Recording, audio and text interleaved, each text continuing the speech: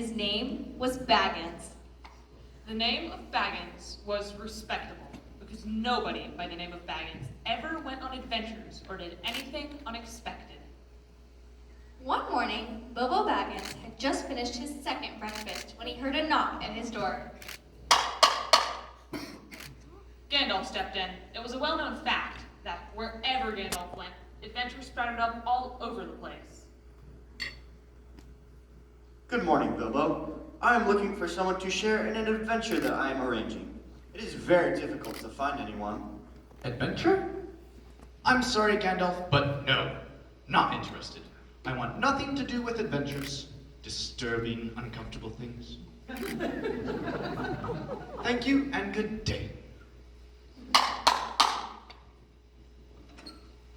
Dwallin and Bolin at your service. Bilbo Baggins, at yours. Keely And Keely, at your service. at yours, and your families. Dory, Nori, Ori! Owen. Glowin at your service. Where are you all coming from? Who is it now? Biffer, Bofer, Bomber. at your service. And I am Thorin Oakenshield. All hail Thorin. Pleased to make your acquaintance, Mr. Oakenshield. Will you and your friends be joining me for dinner? Yes, dinner and sleeping accommodations, thank you. Certainly. Oh my goodness. Do I have enough food? Do I have enough blankets? I'm sure I don't have enough pillows. My dwarves, we welcome the 14th member of our group, handpicked by Gandalf, the most excellent and audacious hobbit, Mr. Baggins. A toast to Mr. Baggins. May the hair on his toes never fall out. And now, to the business at hand. We journey to reclaim our home. And our gold. We travel east across the misty mountains, through Mirkwood Forest, to the Lonely Mountain. There we must do battle. And who must we fight? The dragon. Yes, the dragon. The fight will be costly. This is a journey from which some may never return. Pack a few things, Mr. Baggins. We leave in the morning. What? Pack? Leave in the morning? Excuse me? A dragon? No, I can't do that, no! Excitable little fellow, isn't he? Did you hear that yell, Dwallin? Did you hear the terror in his voice? Yes, Dwallin, I heard it. Ridiculous! If he screeches like that in the dragon's lair, he will wake the dragon and get us all killed.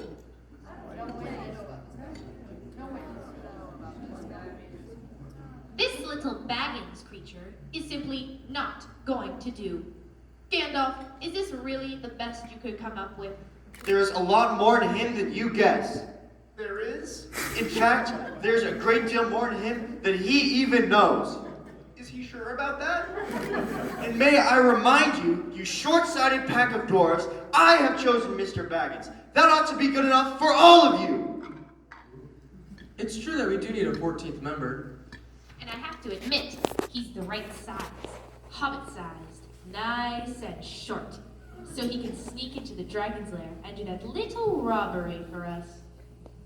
Keely, don't say that. The little fellow might hear you and start screaming again. Mr. Bilbo Baggins was feeling befuddled, flummoxed, and bewildered. Could it be that an adventure had marched right into his house? He tried asking a question. I would like to know a bit more. About the gold? About the dragon? Long ago, we made our living as miners. The mountain was our home. We didn't call it the Lonely Mountain back then. It was Mount Erebor. Ah, yes, we mined the rich gold in the depths of Mount Erebor. We became immensely wealthy. Those were the good days.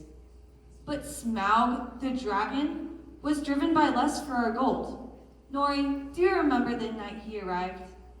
How could I ever forget, Dory? How could any of us ever forget? When Smaug landed on our mountain, the pine trees went up in flames. blazing and roaring like giant torches.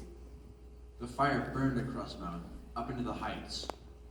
And then he killed everyone he could catch. He killed my whole family that night. How devastating. He killed our friends. He drove us away. He took over our mountain. And now he has all our gold in a big pile, and he sleeps on it for a bed. We will regain our home. Hear, hear!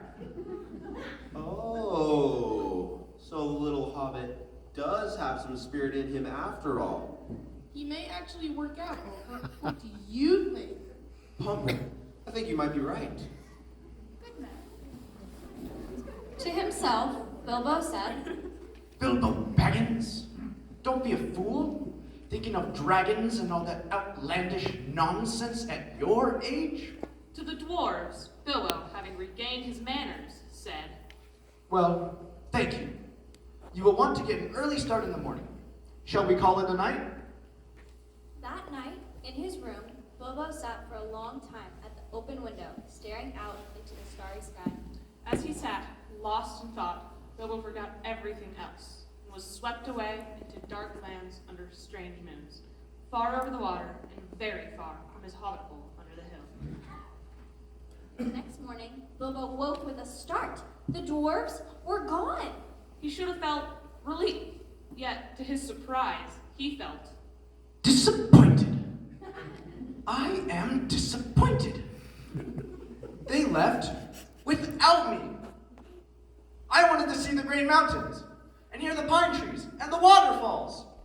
I wanted to wear a sword instead of a walking stick. I wanted to fight the dragon. At that moment, Gandalf stepped in. They left without me. My dear fellow, you've slept in. They haven't left yet. They're just down the road. You could catch them, but you'll have to run. But I have to pack and make arrangements for my... No time for that. But what about all of my... No time for that either. Off you go.